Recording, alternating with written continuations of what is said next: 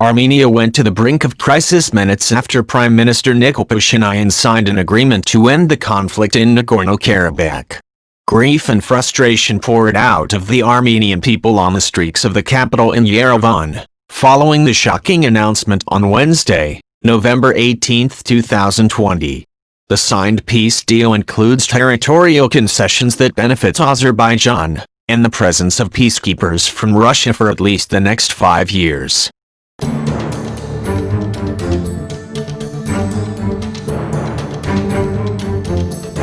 The demonstrators stormed parliament and government offices, followed by protests from opposition parties a day after.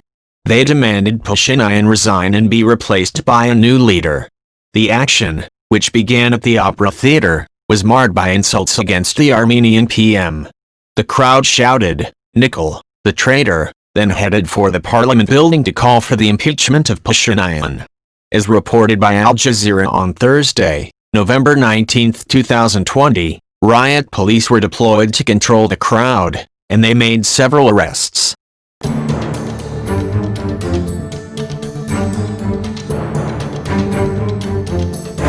Pashinyan, 26, a lawyer from Yerevan, was arrested for protesting near the Opera Theatre.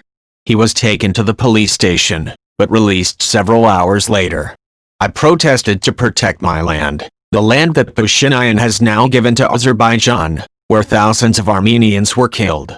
We are fighting for our homeland and the rights of people living in Artsakh," he continued, referring to the Armenian term for Nagorno-Karabakh. The disputed territory lies inside Azerbaijan, but is inhabited by ethnic Armenians. Its tenure has been debated since the 1980s. Many people in Yerevan believe that Nagorno-Karabakh belongs to their country.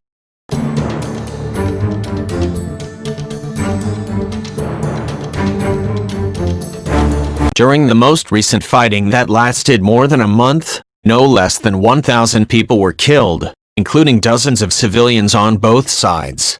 Many ethnic Armenians in Nagorno-Karabakh fled the region, while Azerbaijanis in the area hit by the missile also fled elsewhere.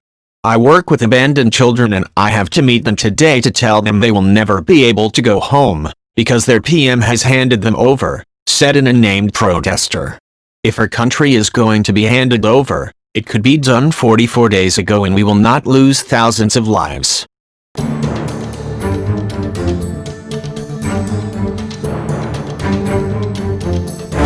Many feel cheated because they only found out about the peace agreement when it was implemented.